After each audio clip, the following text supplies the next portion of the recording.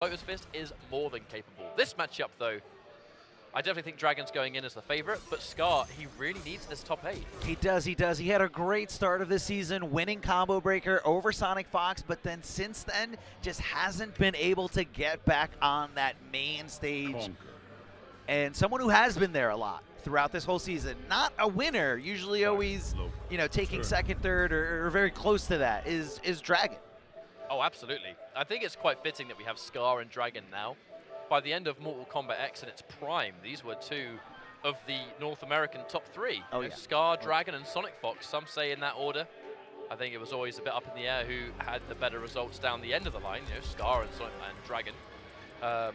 But they were of the absolute highest level, both skill-wise and just results, competitive results. You'd see Scar, Dragon, and Fox in almost every single top 3, or top 4, or top 8, or whatever it may be. They're mainstay players. And MK11, 2 of the 3 are being consistent in the top 8, and unfortunately Scar just isn't.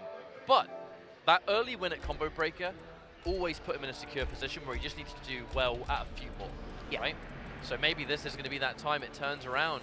Certainly if he defeats Dragon, that's going to be both an excellent top 8 and a hell of a message to send, because Dragon is, one of the best players in the world right now. Had a hell of a performance at EVO. Looks like the only player that currently stops him is Sonic Fox.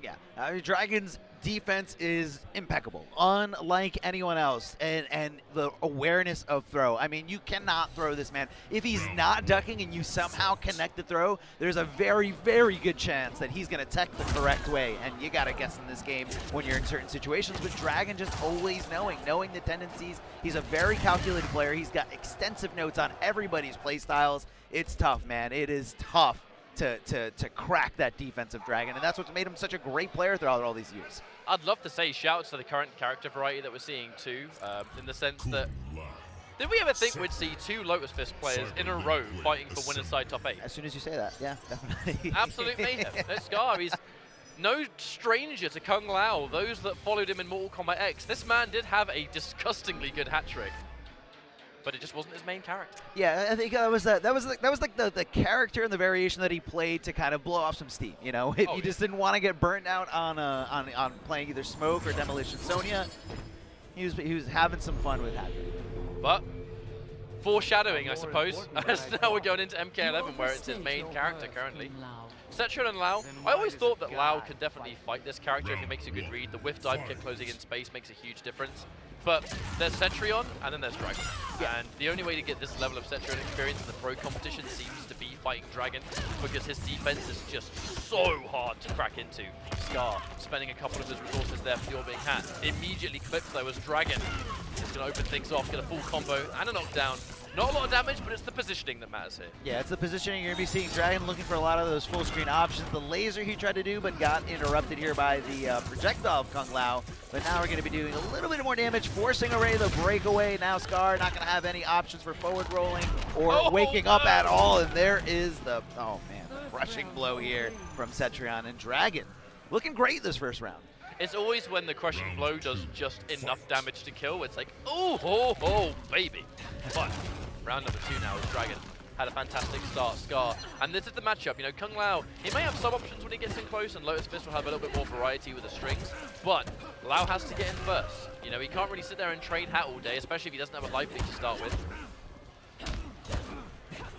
Oh, jump in, a great way to just kind of not be in a throwable state, and gonna get a little escape failed there from Scar. It's gonna set up the next one if he does want to cash in on the crushing blow, or if he wants to play against it and play the mind game. So now you gotta be wondering which way is Dragon gonna think that Scar is gonna throw him next.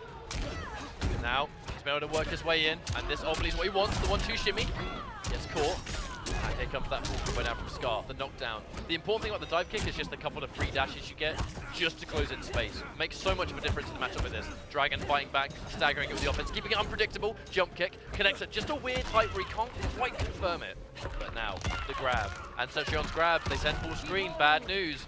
Yeah, Scar looks very committed to blocking as soon as he jumped. That's kind of how I felt, but that's going to be cashing in with the fatal blow. Dragon recognizing that what options are available and what he needs to close out the game. Scar looking a little lost right now.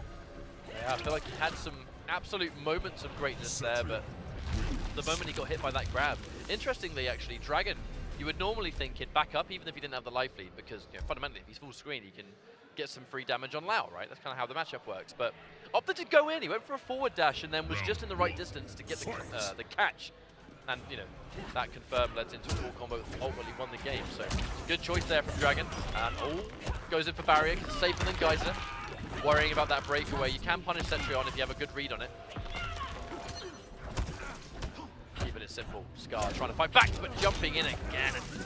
When you fight Cetrion, jumping is what you want to do, right? You kind of like, I want to get that one good jump in, because he got a lot of mileage off his jump 3 in game 1. That's the biggest payout he had. Yeah, no, it definitely is, and that's what it is. It's like, you know that all these jumps, most of them are going to get anti-aired, most of them are going to get stopped, and they're not going to be successful, but for that one that is successful, Kung Lao's for this. Oh, no, he jumped right into the boulder, fulfilling that crushing blow requirement. This is looking real bad for Scar, going for the teleport, and what a conversion here, going to be slamming him down right in front of him, making Dragon thinking about the throw, but Dragon blocking perfectly, and Scar dipping in, going for that dive kick and getting punished accordingly here from Dragon. Dragon on match point right now, ready to take this set and ready to go into the top 8 winners side. Yeah, Scar went for an early dive kick to try and beat out the normal anti-air attempt. He thought Dragon was going to go for, but Orbiting Hat is going to catch, but forward 1, very kind of hard to confirm. You can't confirm forward 1 as a single normal at all. That's why forward 4 is opted for, but in Lotus Fist, forward 1's the better normal to confirm what Orbiting Hat, but down 3, he's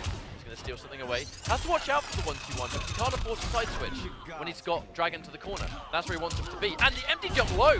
Now the 1-2-1's going to work, because it's backwards to the wall. And the grab, repositioning. I like the reverse grab purely because that was, the forward grab is always the most obvious grab to go for. But now Dragon has a lot of work to do in this comeback, and it's probably going to be the round here.